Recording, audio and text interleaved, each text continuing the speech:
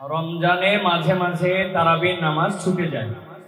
যদি আমার তারাবির নামাজ ছুটে যায়, এতে কি আমার রোজা আদায় হবে বা রোজার পূর্ণতাতে কোনো সমস্যা হবে? হুজুর, রমজান মাসে কন্যার বাড়ি থেকে ছেলের বাড়িতে ইফতার না পাঠালে শ্বশুর শাশুড়ি গালমন্দ করে, এমন অবস্থায় কি করা উচিত? কন্যার বাড়িতে কি ইফতার পাঠানো উচিত? আপনার কাছে জানতে চাই। রোজা রেখে কোনো চুল বা নখ কাটা যাবে কিনা? সাহারি ও ইফতারের কোনো দোয়া আছে কি? এটি কি বাংলায় পড়া যাবে? রোজার নিয়ত কোনটি বা কিভাবে করব? নিয়ত পড়া কি রোজা রাখার জন্য জরুরি? তাহলে কর্জে হাসানা হিসেবে টাকা ধার দিলে সেই টাকার কি যাকাত দিতে হবে? কারণ সেই টাকা কখন পাবো অনিশ্চিত। একজন রোজাদারের জন্য রমজানের প্রতিটি দিনের আমলের রুটিন কি হবে? কিভাবে সে তার রোজা কাটাবে? স্ত্রীর স্বর্ণের যাকাত কিভাবে দিবে? স্বামী নাকি স্ত্রী দিবে? স্ত্রীর যদি আয় রোজগার না থাকে কিন্তু স্বর্ণ আছে, তাহলে তার যাকাত কিভাবে আদায় করবে? রমজানে কখন দোয়া কবুল হয়? রমজানে কি দোয়া কবুলের আলাদা কোনো সময় আছে কিনা? রমজানে মাঝে মাঝে তারাবির নামাজ ছুটে যায়। যদি আমার তারাবির নামাজ ছুটে যায়, এতে কি আমার রোজা আদায় হবে বা রোজার পূর্ণতাতে কোনো সমস্যা হবে কিনা? ভাইরা আমার, রমজান মাসে তারাবির নামাজ না পড়লে আমরা অনেকে মনে করি যে তার রোজাতে বোধহয় অসুবিধা হবে। এটা সম্পূর্ণ ভুল ধারণা। তারাবি একটা ইবাদত, রমজানের রোজাটা আরেকটা ইবাদত। যেহেতু তারাবি না পড়লেও রমজানের রোজা হয়ে যায়, তাহলে তারাবি পড়ার কি আর দরকার আছে? কেন? রোজা তো হয়ে যাবে। আলাদা ইবাদত। রোজা রাখা একটা ইবাদত, তারাবি পড়াটা আরেকটা ইবাদত। নবী করিম সাল্লাল্লাহু আলাইহি সাল্লাম একই হাদিসে দুটি কথা বলেছেন, মান কামা রমাদানা ঈমানান ওয়া ইহতিসাবান গুফিরা লাহু মা তাকাদ্দামা মিন যামবি। একই হাদিসে বলেছেন, মান সামা রমাদানা ঈমানান ওয়া ইহতিসাবান গুফিরা লাহু মা তাকাদ্দামা মিন যামবি।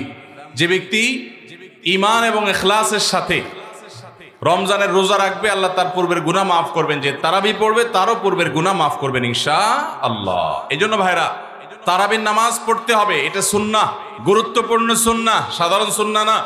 নবী সাল্লাল্লাহু আলাইহি সাল্লাম ছাড়েন নাই, সাহাবীরা ছাড়েন নাই। কোনো ওযর ছাড়া তারাবি ছাড়া যাবে না। জামাত ছুটে গেলে একা একা হলেও পড়বেন, কিন্তু কোনো কারণে পড়তেই পারলেন না, সফরে আছেন, ট্রাভেলে আছেন, বাসে ছিলেন, ট্রেনে ছিলেন, নাইটে সফর করেছেন, তারাবি পড়তেই পারেন নাই, ইনশাআল্লাহ আপনার রোজা হয়ে যাবে। তাই বলে তারাবিকে অনেকে অবহেলা করেন আজকাল, যেটা তো সুন্নাত, না পড়লেই কি? এই অবহেলাটা আরেকটা দোষের। তাহলে আমাদের মধ্যে দুইটাই সীমা লঙ্ঘন। কেউ মনে করেন তারাবি না পড়লে রোজাই হবে না, এটা হলো বাড়াবাড়ি। আবার অনেকে মনে করেন তারাবি না পড়লেই বা কি, এটা হলো ছাড়াছাড়ি। এই বাড়াবাড়ি এবং ছাড়াছাড়ির মধ্যে আমাদের থাকতে হবে। আল্লাহ আমাদের তৌফিক দান করুন। হুজুর, রমজান মাসে কন্যার বাড়ি থেকে ছেলের বাড়িতে ইফতার না পাঠালে শ্বশুর শাশুড়ি গালমন্দ করে, এমন অবস্থায় কি করা উচিত? কন্যার বাড়িতে কি ইফতার পাঠানো উচিত? আপনার কাছে জানতে চাই। ভাইরা আমার, আমাদের সমাজে বহুল প্রচলিত, বহুল প্রতিষ্ঠিত কুসংস্কারগুলোর মধ্যে থেকে একটি হলো এটি যে মেয়ের বাবার বাড়ি থেকে রমজান আসলে ইফতারের বিভিন্ন আইটেমের জন্য ছেলে, ছেলের মা, ছেলের বাবা, ছেলের গোষ্ঠী, ছেলের বিভিন্ন মহিলারা, ওই ফ্যামিলির তারা অপেক্ষায় থাকে। আল্লাহর জমিনে যদি 10টা নিকৃষ্টতম ছোট লোকই থাকে, তার একটা হলো এইটা। যুবক ভাইরা, কোন যুবক হাত তুলে বলতে পারবেন যে আমার শ্বশুরবাড়ি থেকে রমজান উপলক্ষে এরকম কোন ভিক্ষাবৃত্তি আমরা করতে দেই নাই? বলতে পারবেন কেউ? দেখি কার কার বুকে পাটা বলা আছে, হাত তোলেন। হয় নাই যাদের। বাবাজি, আপনি হাত তুলছেন, আপনাদের আমার তো এগুলো ছিলই না। আপনি হুদাই ক্রেডিট নিচ্ছেন কেন? এগুলো তো নতুন, আমাদের দেশে নতুন ফিতনা শুরু হয়েছে। এই দাঁড়িয়ালা ভাই, আপনি হাত তুলছেন কি বুঝা? বলেন বলেন, কি বুঝে হাত তুললেন? আপনার শ্বশুরবাড়ি থেকে ইফতার আসে নাই? হ্যাঁ, আসে নাই? বিয়ে করছেন? হ্যাঁ, বিয়ে করছেন, শ্বশুরবাড়ি থেকে ইফতার আসে নাই? গরিব তারা, মানে কারণ কি? ভাইয়েরা আমার, এদেশ থেকে যৌতুককে ওলামায়ে কেরাম মিম্বর থেকে মাহফিলের মঞ্চ থেকে ঝেঁটিয়ে বিদায় করেছেন আলহামদুলিল্লাহ। যৌতুকের অভিশাপ থেকে এদেশকে মুক্ত করেছেন ওলামায়ে কেরাম। এক চেটিয়া অবদান এদেশের ওলামায়ে কেরামের এই কাজটা। যৌতুক চলে গেলে কি হবে? ইফতারের নামে যৌতুক এখনো বাকি আছে, এইটা আমাদের দূর করতে হবে কি হবে না? অনেক যুবক আছে, তারা বলে যে আমার শ্বশুরবাড়ির লোকেরা খুশি মনে দেয়। ভালো করে শুনে রাখেন, 2 নাম্বারের অপর নাম হলো এখন খুশি মনে দেওয়া। ঘুষখোর সেও বলে খুশি হয়ে দিস, যৌতুকখোর সেও বলে বেহিসাব খুশি হয়ে দিস। শুধু খুশি হয়ে না, জোর করেও দেয়। জোর করে দিবে না কি করবে? তার মেয়েটা শান্তি দরকার তার। আপনি যদি বাপের বেটা হয়ে থাকেন, মুসলমানের সন্তান হয়ে থাকেন, বিনয়ের সাথে শাশুড়িকে বলবেন, শ্বশুরকে বলবেন কোনো কিচ্ছু আমার এখানে পাঠাবেন না, পাঠালে আমি মনে কষ্ট পাবো, উল্টা পারলে আমি দিব। একটা কথা আমি সবসময় বলি ভাই, একটা মেয়েকে কষ্ট করে গর্ভধারণ করা, জন্মের পর থেকে নিয়ে তাদেরকে পড়ালেখা ভরণ পোষণ দিয়ে বড় করে যখন সে সার্বিকভাবে একজন পূর্ণাঙ্গ মানুষে পরিণত হয়েছে, সুশিক্ষিত হয়েছে, সুস্থ সবল হয়েছে, সুঠামদেহী হয়েছে, তখন তাকে ছেলে পক্ষের হাতে তুলে দেয়।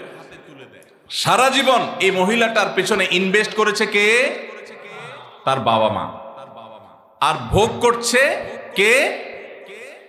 স্বামী এবং স্বামীর ফ্যামিলি। ঠিক না ভাই? ঠিক। পড়ালেখা করাইছে মেয়ের বাপ মা, ওই পড়ালেখা দিয়া, ওই শিক্ষা দিয়া স্বামীর ছেলে মেয়েকে সে পড়ালেখা করায়। ঠিক না ভাই? ঠিক। রান্না বাড়াটা শিখাইছে তার মা, ওই শিক্ষা দিয়ে রান্না বাড়া করে খাওয়ায় কারে? স্বামীকে, শ্বশুর শাশুড়িকে। ঠিক না ভাই? ঠিক। তাহলে উচিত হলো ছেলে পক্ষের মেয়ে পক্ষকে এটা বলা, বেহিসাবকে বলবে, ছেলের বাবা মেয়ের বাবাকে বলবে বাবাজি বা ভাই, আপনার মেয়ে তাকে মানুষ করতে যত টাকা পয়সা লাগছে তার সব কিছু আমি দিতে চাই। এরপরও তো কোনো মানুষ কেনা যায় না, এটা কেনার জন্য দেওয়া না, অন্তত কৃতজ্ঞতা আদায়ের জন্য দেওয়া, এটা বলা দরকার ছিল। সেটা না করে উল্টা আস্ত একটা মেয়ে দিয়ে দিল, তার সাথে আবার আপনি যৌতুক আশা করছেন। আপনার চাইতে বড় ছোট লোক আল্লাহর জমিনে আর হতে। এই সমস্ত ভিখারীদেরকে ধরে ধরে আস-সুন্নাহ ফাউন্ডেশনের ইফতার প্রজেক্টের জন্য পাঠায় দিবেন। আপনাদের এই মাঠেও ইফতার বিতরণ হয়, যাদের শ্বশুর বাড়ি থেকে ইফতারের দরকার হয় এদের সবাইকে আমাদের ওখানে পাঠায় দিবেন। কথা বুঝে আসছে? এখন এরপর থেকে হুদাই যায় আমাদের ওখানে সিরিয়াল ধরবে। সিরিয়াল ধরলে সবাই ইফতার পাবে। শর্ত হলো সে প্রকাশ্যে ঘোষণা দিবে আমি শ্বশুর বাড়ি থেকে ইফতার প্রত্যাশী ছিলাম, কিন্তু সেখান থেকে ইফতার পাওয়ার কোনো ক্ষীণতম সম্ভাবনা না থাকায় আমি নিরুপায় হয়ে এখন আস-সুন্নাহ ফাউন্ডেশনের দ্বারস্থ হয়েছি। এইটা যদি আপনি ঘোষণা দিতে পারেন আমাদের দিতে কোনো অসুবিধা নেই ইনশাআল্লাহ। ভাইরা আমার, এই কুসংস্কার আমরা দূর করবো তো ইনশাআল্লাহ। খুশি মনে বলতে কোনো কিচ্ছু নাই। খবরদার, মেয়ে পক্ষ যদি ইফতার পাঠায় ছেলে পক্ষ পাঠায় না কেন? মেয়ে পক্ষ যদি 2 আনা পাঠায় ছেলে পক্ষ 4 আনা পাঠানো উচিত। অনেক মহিলারা আছে ফ্যামিলির, তারা খোঁচাখুচি করে বৌমাকে। আল্লাহ আমাদের এই কুসংস্কার থেকে মুক্ত থাকার তৌফিক দান করুন। রোজা রেখে চুল বা নখ কাটা যাবে কিনা? রোজা রেখে চুল বা নখ কাটা যায় আপনাদের এলাকায়? যায়? আলহামদুলিল্লাহ, সহজ মাসালা। রোজা রেখে চুল বা নখ কাটলে রোজার কোনো অসুবিধা হয় না। রোজা রেখে সরিষার তেল গায়ে মাখলো কোনো অসুবিধা নেই। কোনো আপনার স্নো পাউডার ইত্যাদি ব্যবহার করলে এগুলোর কোনো অসুবিধা নাই, রোজা হয়ে যাবে ইনশাআল্লাহ। একজন 2টা প্রশ্ন করছেন। এক প্রশ্ন হচ্ছে স্বামীর কথা শোনাটা যতটা জরুরি, স্ত্রীর কথা শোনাটা কি ততটা জরুরি নয়? স্বামীর কথা যতটা শুনবেন স্ত্রীর কথাটাও কি ততটা শুনবেন কিনা? দেখুন, পৃথিবীতে ফ্যামিলি ব্যবস্থাপনা ইসলামে একটা আছে, আর এর বাইরে পশ্চিমাদের আরেকটা আছে। 2টা সিস্টেম। ইসলামের ফ্যামিলি ব্যবস্থাপনা হলো আল্লাহ তাআলা কোরআনে পরিষ্কারভাবে নির্দেশ করেছেন, আর রিজালু কাওয়ামুনা আলান নিসা। পুরুষদেরকে আল্লাহ রাব্বুল আলামিন নারীদের উপরে দায়িত্বশীল করেছেন, তাদেরকে আল্লাহ তাআলা অভিভাবক বানিয়েছেন। এখন যদি কেউ নারী এবং পুরুষকে সমান সমান করতে চায়, তাহলে তার পরিণতি কি হতে পারে পশ্চিমের দিকে তাকালে বুঝতে পারবেন। ভাইরা আমার, একটা ছোট্ট মুদি দোকানও যদি আপনি চালাইতে হয়, একজন মালিক আর একজন শ্রমিক বা কর্মচারী থাকা লাগে কি লাগে না? দুইজনই মালিক, সমান সমান শেয়ার, দুজনই দোকানটা পরিচালনা করে, দোকানটা ঠিক মতো চলবে? কারণ সকাল বিকাল গন্ডগোল বাঁধবে, ঠিক না বেঠিক? এভাবে কোনো দোকান যদি না চলে, তাহলে একটা সংসার কখনো সুষ্ঠুভাবে চলতে আপনি কাউকে না কাউকে অভিভাবক মানতেই হবে।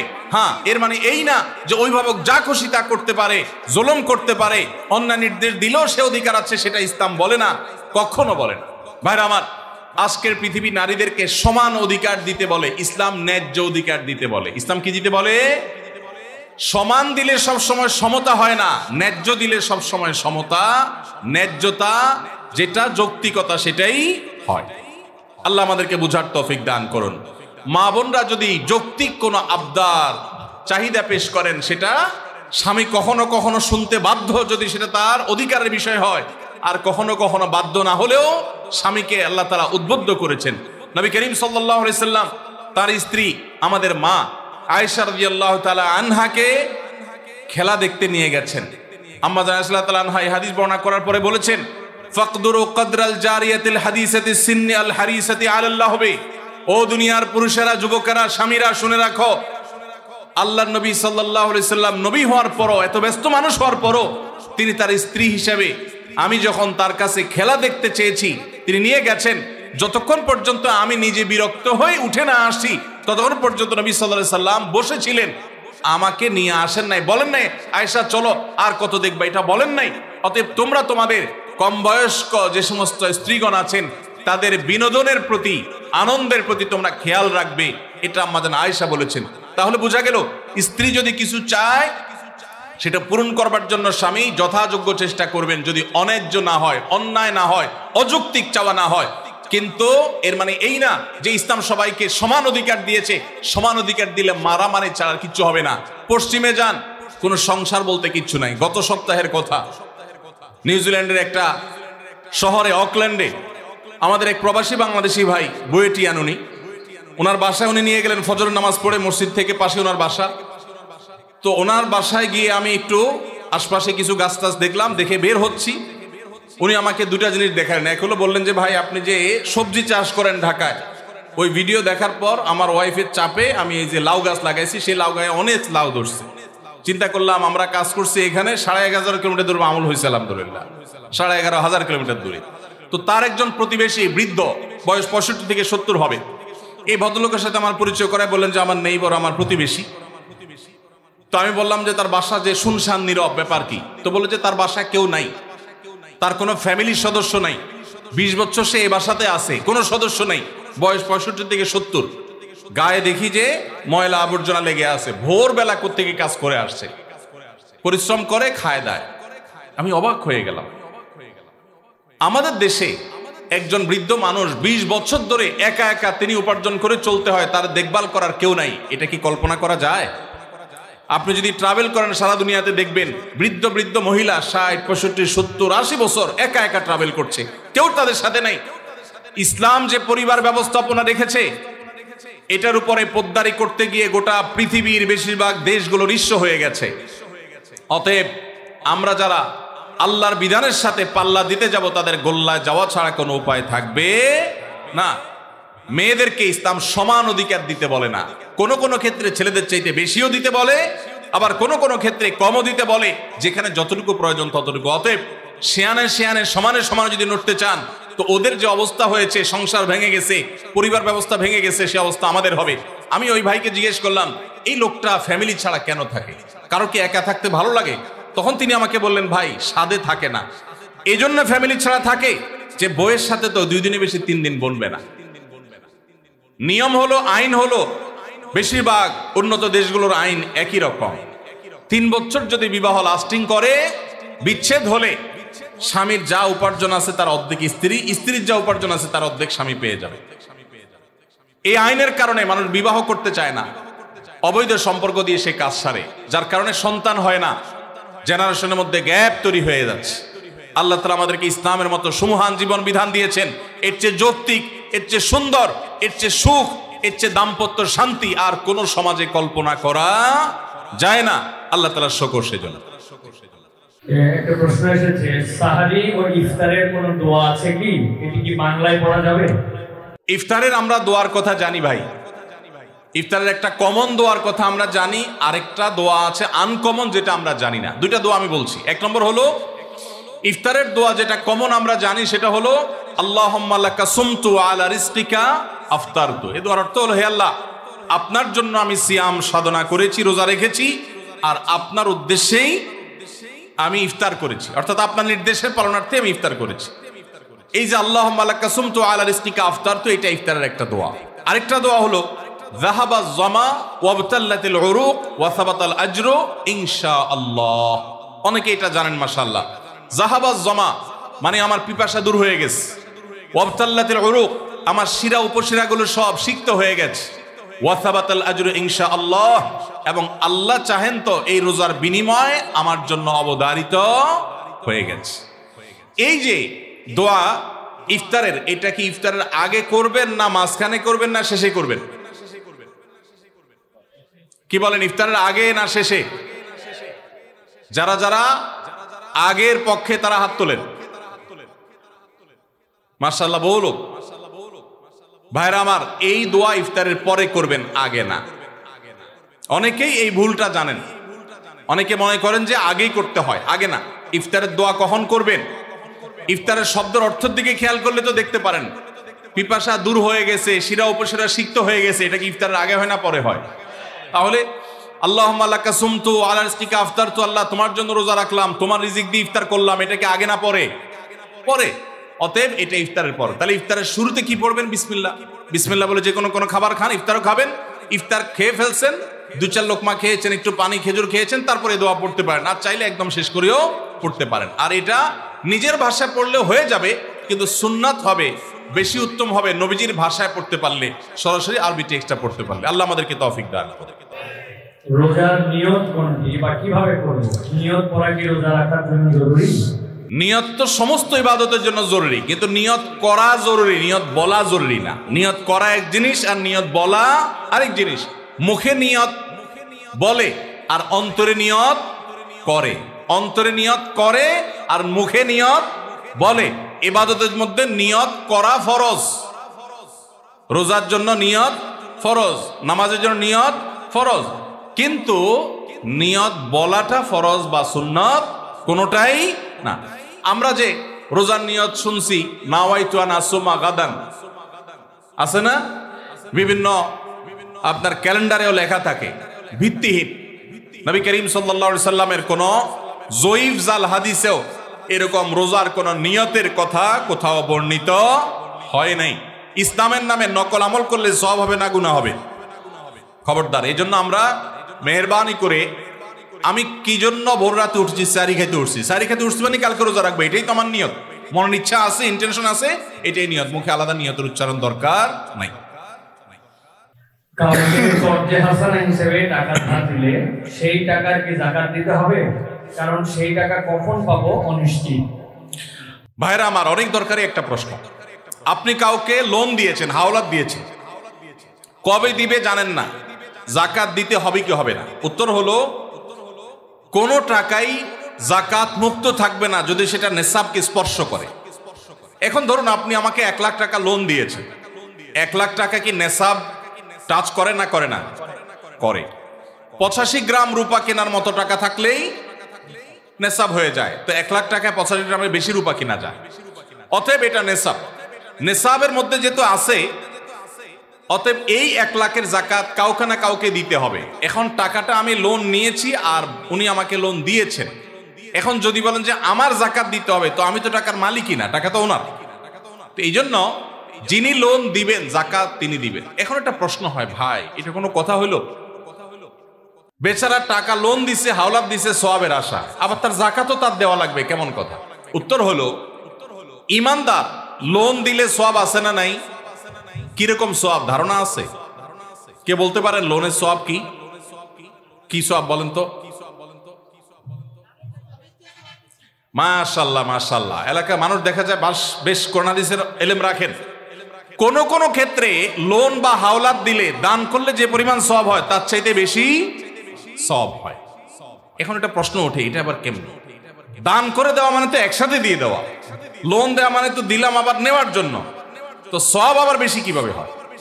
সেটার ব্যাখ্যা হলো, ধরেন ওনাকে আমি 10 টাকা দান করলাম, ওনার দান দরকার, কিন্তু ওনার দানটা কেন দরকার? উনি এই 10 টাকা দিয়ে একটা কলা খাবে, যেটা আসলে তার এমন কোনো আহামরি প্রয়োজন নাই, এটা না খাইলেও তার চলে, পেট ভরা আছে, একটা কলা খাইতে মন চাইছে, টাকা নাই, আমি 10 টাকা তারে সাদাকা করলাম, দান করলাম। এই দানের চাইতে ওনার দরকার হলো লোন, এমন লোন যে লোন দিয়া তার জীবন রক্ষা হবে, কঠিন কোনো কাজ হবে।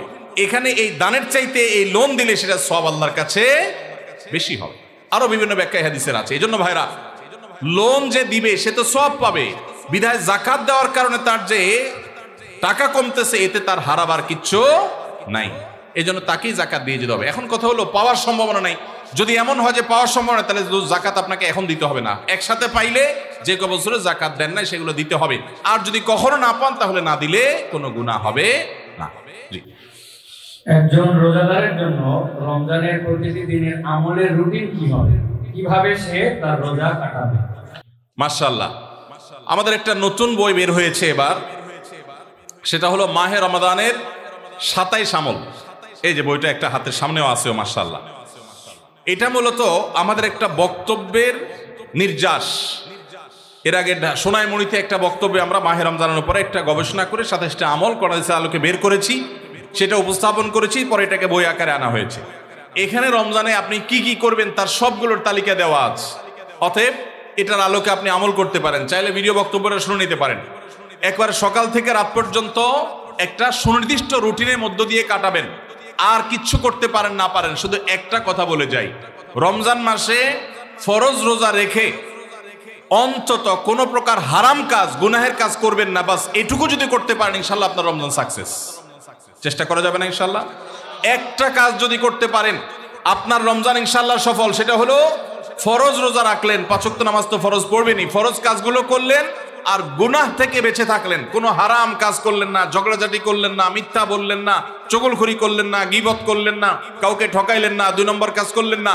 এই গুনাহমুক্ত যদি রমজান কাটাইতে পারেন, আপনার রমজান সাধনার সার্থক ইনশাআল্লাহ। আল্লাহ তৌফিক দান। স্ত্রীর স্বর্ণের যাকাত কিভাবে দিবে?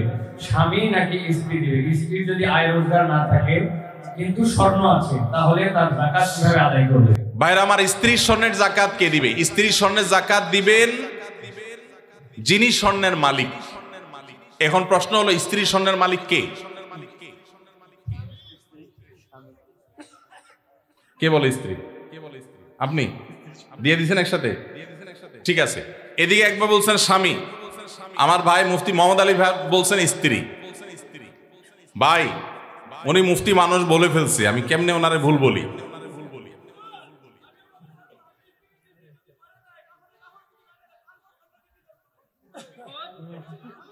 মাশাআল্লাহ মাশাআল্লাহ, আমার পক্ষে লোক আছে।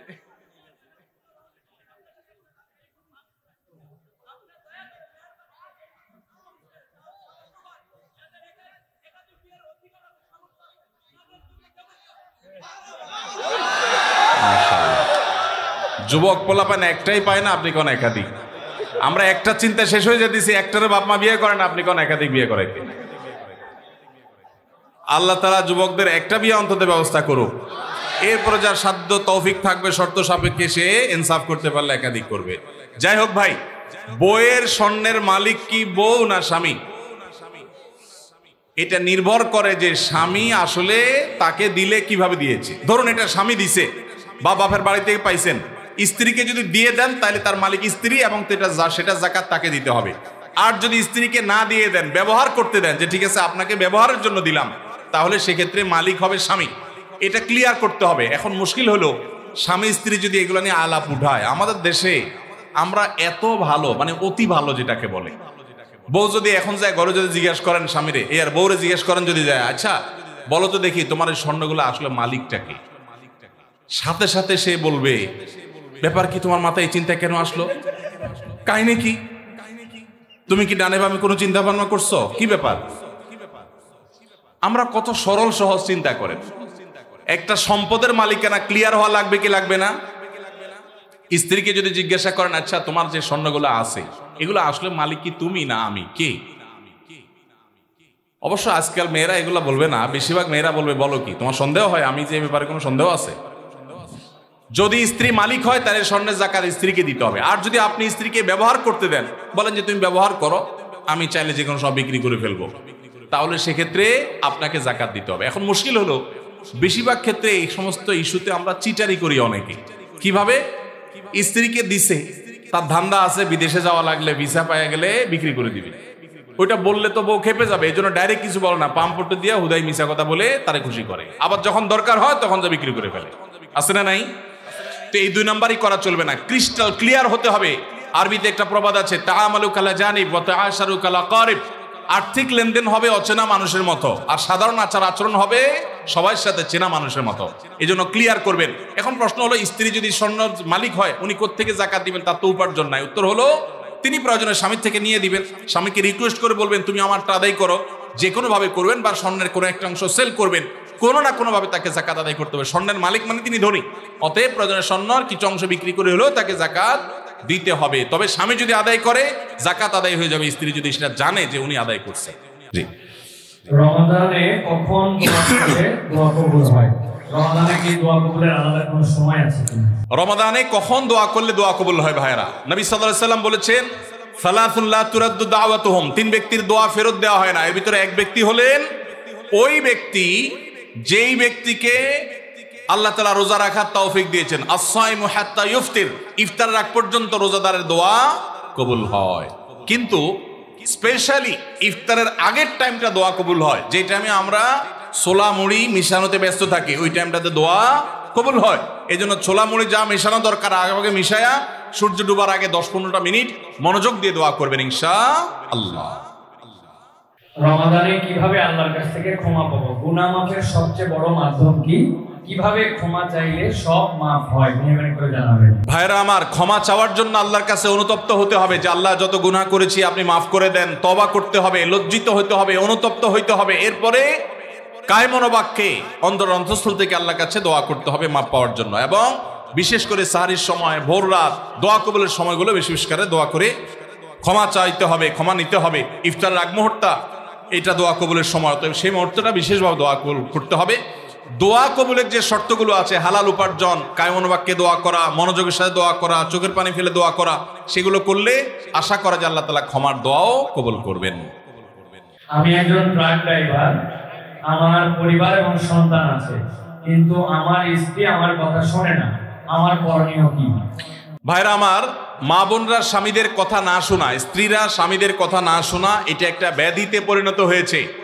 পশ্চিমাদের মুখরোচক স্লোগানে আমাদের অনেক মুসলিম নারীরা বিভ্রান্ত হয়ে গেছেন।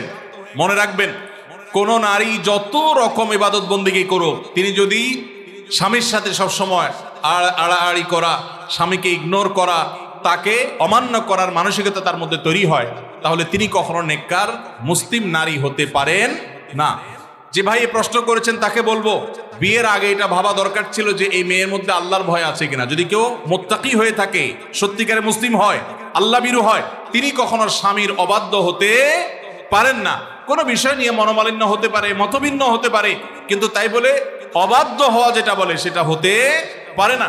এখন এই বোনকে আপনি মোটিভেশন দেন, তাকে ভালো মুসলমান বানাবার চেষ্টা করেন। আপনার কথা শোনানোর চাইতে তাকে আল্লাহর আনুগত্য করেন, আল্লাহর আনুগত্যে আনেন। আল্লাহর আনুগত্যে আসলে সে স্বামীর কথা এমনি শুনবে ইনশাআল্লাহ।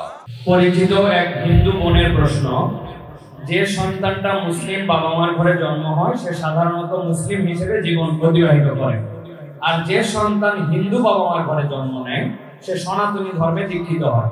এতে মানুষের তো কোনো হাত নেই, স্রষ্টার চাওয়াতেই তো সে হিন্দু ঘরে জন্ম নিয়েছে। মুসলমান না হলে তাকে কেন জাহান্নামে যেতে হবে?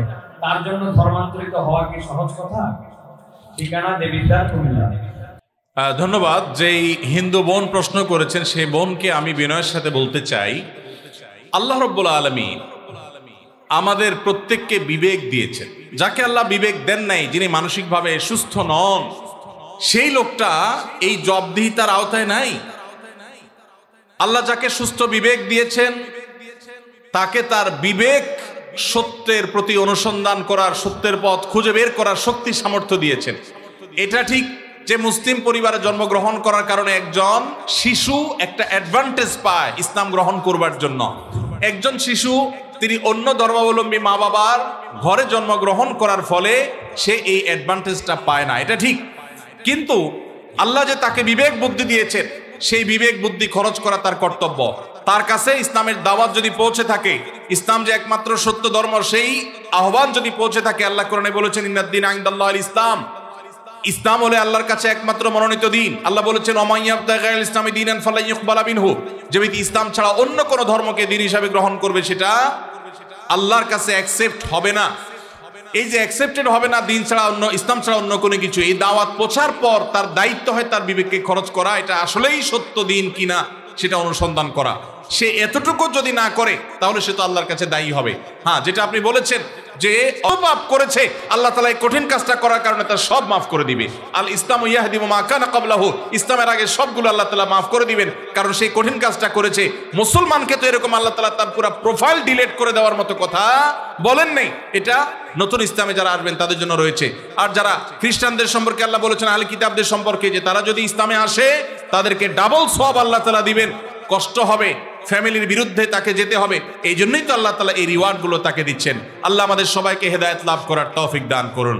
কাউকে আল্লাহ তাআলা মুসলিম বাবা মার ঘরে জন্মগ্রহণ করিয়ে অ্যাডভান্টেজ দিয়েছেন, কাউকে আল্লাহ তাআলা মুসলিম সোসাইটির মধ্যে রেখে অ্যাডভান্টেজ দিয়েছেন, কাউকে আল্লাহ বিবেক বুদ্ধিতে শার্প রেখে তাকে অ্যাডভান্টেজ দিয়েছেন। অ্যাডভান্টেজ সবাই কম বেশি পাচ্ছে, তবে আমাদের কাছে শুধু নিজেদের দুর্বলতাটাই চোখে পড়ে। আল্লাহ আমাদেরকে হেদায়েতের পথে পরিচালিত করুন, বলুন আমিন। স্বামী আদেশ করলে কি শ্বশুর শাশুড়ির সেবা করতেই হবে? সেবা করতে গিয়ে অনেক সময় আমি অসুস্থ হয়ে যাই, এক্ষেত্রে ইসলাম কি বলে?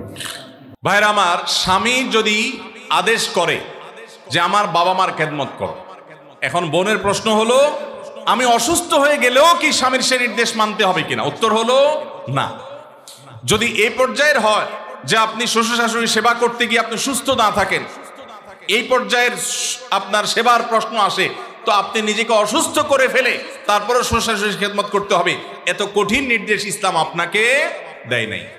তবে এ জাতীয় ইস্যুতে আমি অনুরোধ করব কোনো ভালো বিচক্ষণ বিদগ্ধ আলেমের কাছে দেখা করে উভয়ের পরিস্থিতি পর্যালোচনা করে অ্যাসেসমেন্ট করিয়ে তারপর সমাধান নেওয়ার চেষ্টা করবেন। কারণ এখানে আপনার কাছে যেটাকে মনে হচ্ছে বাড়াবাড়ি, আদতে সেটা খুব নর্মাল বিষয় হতে পারে। এজন্য তৃতীয় পক্ষের কারোর সহযোগিতা নিলে সেটা সবচেয়ে ভালো হয়।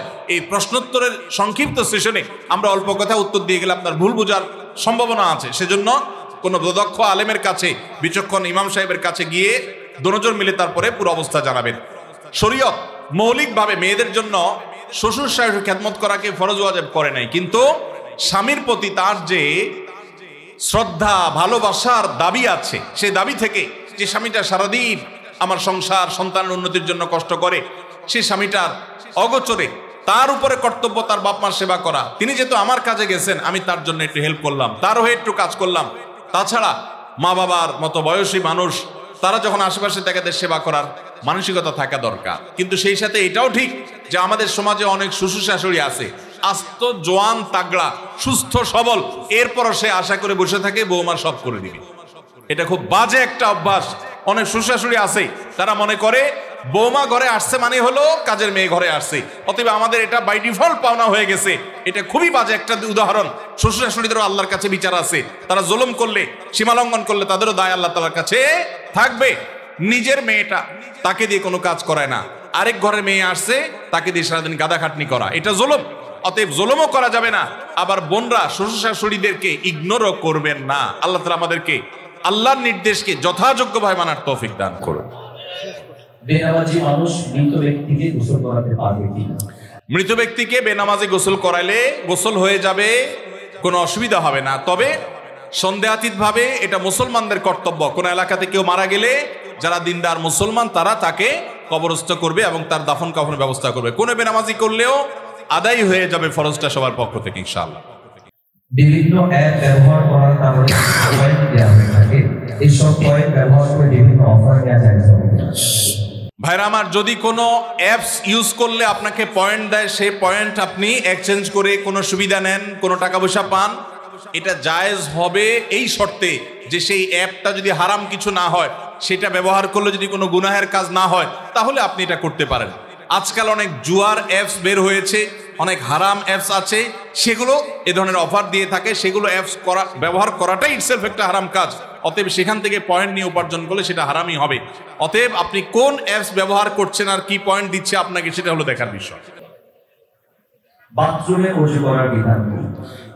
একটা মোস্ট কমন প্রশ্ন, বাথরুমে ওযু করার বিধান কি? ভাইরা আমার, বাথরুমের ভেতরে কমোড বা প্যান, এটার সাথে আপনার ওযুর যে টেপ বা বেসিন, এটার যদি কোনো পার্থক্য না থাকে, অর্থাৎ মাঝখানে কোনো আড়াল বা ব্যবধান না থাকে, তাহলে এই জায়গায় ওযু না করে ওযুটা বাহিরে কোনো ট্যাপে করা উত্তম। কেন? কারণ ওযুর একটা গুরুত্বপূর্ণ সুন্নাহ হলো বিসমিল্লাহ পাঠ করা। টয়লেটের মধ্যে বিসমিল্লাহ পাঠ করাটা মাকরুহ। টয়লেটে বিসমিল্লাহ পাঠ করা কি মাকরুহ? যেহেতু মাকরুহ, অতএব হয় আপনি বিসমিল্লাহ ছাড়া ওযু করবেন, তাহলে ওযুটা একটু ত্রুটিপূর্ণ হলো, আর না হলে বিসমিল্লাহ জোরে পড়বেন, তাহলে আপনি মাকরুহ করলেন। এই জন্য বাথরুমের বাইরে বিসমিল্লাহ পড়ে ওযু করবেন।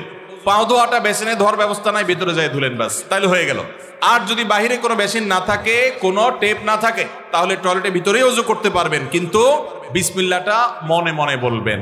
আর যদি নিজের বাসা হয়, তাহলে সেক্ষেত্রে মাঝখানে পার্টিশন দিয়ে দিলেন কমোড এবং ওযুর, অথবা আজকাল প্লাস্টিকের পর্দা পাওয়া যায়, সেগুলো দিয়ে দিলেন, তাহলে ইনশাআল্লাহ আপনার সেখানে বিসমিল্লাহ বলতে কোনো অসুবিধা নাই। টয়লেটের ভিতরে দিকেও ওযু করে, ওযু হয়ে যাবে, নামাজও হয়ে যাবে, কিন্তু উত্তম হলো বাহিরে করা। জি। কাউকে যদি কালো জাদু করা হয়, ব্ল্যাক ম্যাজিক করা হয়, তাহলে আমরা বুঝতে পারবো কিভাবে? এবং এই কালো জাদু থেকে বাঁচার উপায় কি? কোনো আলেমের কাছে যেতে হবে, নাকি নিজের জামা করলেই চলবে? ভাইরা আমার, কাকে কালো জাদু করা হয়েছে, কাকে করা হয় নাই, এটা বোঝাটা খুবই সিম্পল এবং খুবই সহজ একটা ব্যাপার। বিশেষ করে কিছু আলামত আছে, যে আলামতগুলো খুব সহজেই দেখে বোঝা যায় এই লোকটা ব্ল্যাক ম্যাজিকের রোগী বা জাদুর রোগী। আপনারা জানেন যে আমাদের সমাজের এক শ্রেণীর মানুষ এই কালো জাদুতে বিশ্বাস করে না। যদি কেউ কোরআনের জীবন্ত মুজিজা আর অলৌকিকত্ব দেখতে চায়, তাহলে সে কালো জাদুগ্রস্ত রোগীর মধ্যে কোরআনের আয়াত দিয়ে যে ট্রিটমেন্ট করা হয়, এটা দেখে সে আল্লাহর কুদরত দেখতে পাবে, কোরআনের মিরাকল দেখতে পারে।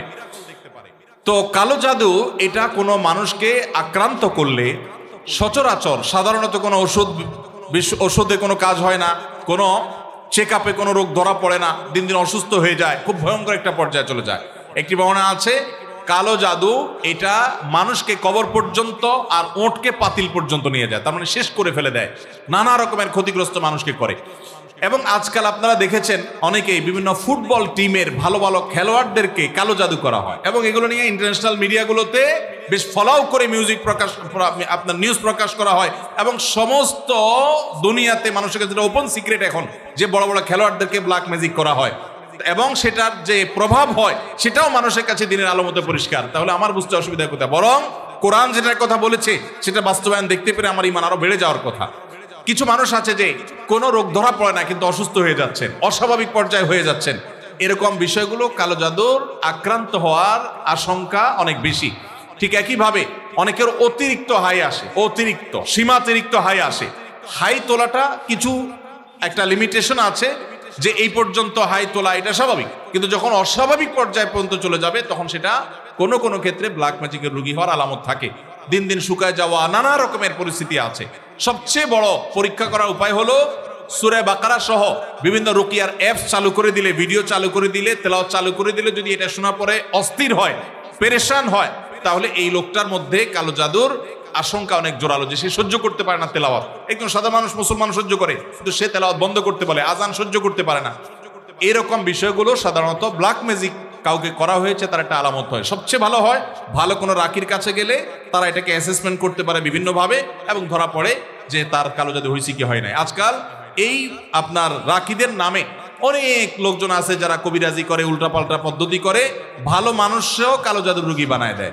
অনেকে আছে নাম, বাপের নাম বললে বলে দেয় যে জাদু করছে কি করছে না, এগুলো সবই বোগাস, এবং এগুলো কোনো সঠিক পদ্ধতি না। আমার পরিচিত একজন বলল যে আমার এক দাদা বহু আগে মারা গেছেন, তো এরকম এক কবিরাজের কাছে যায় বললাম আমার দাদার নামে এটা, তার বাপের নামে এটা, দেখেন তো তার কোনো জাদু আছে কিনা। বলে হায় হায় রে, শেষ করে ফেলছি, তো আর বেশি দিন বাঁচবে না, অথচ উনি মরে শেষ।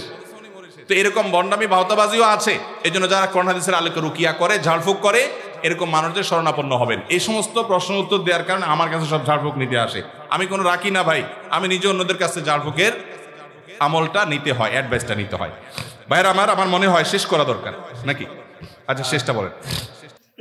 আমার শ্বশুরবাড়ির লোকজন আমার স্ত্রীকে জোর করে আমার কাছ থেকে আলাদা রাখে, অথচ আমার স্ত্রী আমার সাথেই থাকতে চায়, এক্ষেত্রে আমার করণীয় কি? আপনার ও প্রশ্ন, ঠিক আছে ভাই। অনেক কমবখ্ত বাপ মা আছে, হতভাগা বাপ মা আছে, কপাল পোড়া। মেয়ে স্বামীর সংসার করতে চায় কিন্তু বাপ মা বাধা দেয়, আছে না নাই? মেয়েটা ভালো কিন্তু বাপ মা ফুসলায়, আরে আমার ভাতের অভাব পড়ছে না কিন্তু চলে আস। এর মতো কপাল পোড়া বাপ মা আর হতে পারে না। বাইরে আমার বেশিরভাগ সংসারে স্বামী স্ত্রীর মধ্যে অশান্তি সৃষ্টি করে তৃতীয় পক্ষ। কারা করে? তৃতীয় পক্ষ। আমি এই জন্য বলি, সাক্ষাৎ শয়তান যদি দেখতে চান, একবারে আপাদমস্তক শয়তান, তাহলে স্বামী স্ত্রীর মধ্যে অশান্তি সৃষ্টি করার জন্য যে ভূমিকায় অবতীর্ণ হবে, এ হলো সাক্ষাৎ শয়তানের ভূমিকা অবতীর্ণ হয়েছে। কথাকে বুঝাতে পারছি? শয়তান সবচেয়ে খুশি হয় কোন কাজে জানা আছে আপনাদের? কোন কাজে সবচেয়ে বেশি শয়তান খুশি হয়? কোন সংসার ভেঙে দিলে, স্বামী স্ত্রীর মধ্যে বিচ্ছেদ হলে। আপনারা হাদিস শুনছেন, প্রসিদ্ধ হাদিস, শয়তান তার সিংহাসন পানির উপরে স্থাপন করে এবং শয়তান তার চেলাদেরকে ছেড়ে দেয়। চেলারা সারাদিন আকাম কুকাম করে, সারাদিন অপকর্মের পরে ফিরে এসে তাদের দলনেতাকে বলে, আমি একজনকে খুন করিয়েছি, একজনকে দিয়ে, আরেকজনকে দিয়ে একটা মিথ্যা বলিয়েছি, আরেকজনকে দিয়ে মাদকাসক্ত করিয়েছি, আরেকজনকে দিয়ে অমুক জেনা করিয়েছি। তখন শয়তান বলে, হ্যাঁ অবশ্যই কিছু না কিছু করেছ। কিন্তু যখন কোন শয়তান এসে বলে একজন স্বামী স্ত্রীর মধ্যে বিচ্ছেদ ঘটায় দিছি, তখন শয়তান বলে তুমি সবচেয়ে বড় কাজ করছো, সে সবচেয়ে বড় খুশি হয়। যে সমস্ত পুরুষেরা মহিলাদেরকে অথবা পুরুষদেরকে উস্কায়, দেখবেন যে অনেক মহিলাকে যায় অনেকে বলে, ভাবি আপনার মতো মানুষের সাথে ভাই রাগ করে কেমনে? মানে আপনার মতো এত ভালো, এত ভদ্র, এত রূপবতী মানুষটার সাথে রাগ করে যে কেমনে? এত পাষাণ সে কিভাবে হয়? বুঝবেন যে এই লোক হলো সাক্ষাৎ ইবলিস। আবার একই কথা ওই পুরুষ লোকটাকে যদি বলে যে ভাই আপনি তো রাজপুত্র, মাশাআল্লাহ, আপনার কপালে রাজরানী আসলেও কম হবে ভাই, তাহলে তার উস্কায় দিচ্ছে। তার মানে সে মনে মনে চিন্তা করবে, তাহলে আমার বউ এটা আমার জন্য আসলে মানায় না, আমি তাহলে এত বেশি যোগ্য পুরুষ, তাহলে তার স্বামীর সাথে, তার স্ত্রীর সাথে তার দূরত্ব বাড়বে কি বাড়বে না? তাহলে এই যে পামপট্টিটা দিল, এই পামপট্টি দেওয়া লোকটা হলো সাক্ষাৎ ইবলিসের ভূমিকা অবতীর্ণ হয়েছে। অতএব খবরদার, স্বামী স্ত্রীর মধ্যকার অশান্তি সৃষ্টি করার জন্য কেউ তৃতীয় পক্ষের ভূমিকা রাখবেন না। এমন কি সেটা যদি বাপমাও যদি হয়, সে বাপমা আল্লাহর কাঠগড়ার আসামি হবেন। বহু ছেলেদের বাপ আছেন, ছেলেদের মা আছেন, শ্বশুর শাশুড়ি আছেন, বৌমার ব্যাপারে ছেলের কান ভারী করে দেয়, আছে না নেই? ছেলেটা থাকে বিদেশ, তার কানটা ঝালাফালা করে দেয়। এরা সবাই কিয়ামতের ময়দানে আল্লাহর কাছে আসামি হবে। খবরদার, এরকম কোনো ষড়যন্ত্র করা যাবে না। চেষ্টা করতে হবে স্বামী স্ত্রীর মধ্যে মনোমালিন্য হলে সেটাকে আরো দূর করে দিতে হবে, সেটা আরো দূর করে দিতে হবে। আল্লাহ আমাদেরকে তৌফিক দান করুন। মসজিদের ইমাম সাহেবরা যারা আছেন, ফ্যামিলি কাউন্সিলিং করবেন। এলাকাতে কোথায় স্বামী স্ত্রীর সাথে মনোমালিন্য চলছে, তাদের মধ্যে সালিসি করবেন, তৃতীয় পক্ষ হয়ে মিলাবার চেষ্টা করবেন, ভাঙার চেষ্টা করবেন না। আল্লাহ আমাদেরকে তৌফিক দান করুন। যে মা বাপ তার মেয়েকে ফুসলাচ্ছে স্বামী সংসার না করার জন্য, যৌক্তিক শরঈ কোনো কারণ ছাড়া যদি এটা করেন, তারা কবিরা গুনাহে লিপ্ত হোক। তারা মা বাপ সন্তানকে তারা আল্লাহর নির্দেশ থেকে বাহিরে তারা নিতে চাচ্ছে। ফ্যামিলি ব্যবস্থাপনা এবং দাম্পত্য জীবনের সুখ শান্তি ইসলামে খুবই গুরুত্বপূর্ণ বিষয়। আল্লাহ তাআলা আমাদেরকে বুঝার তৌফিক দান করুন।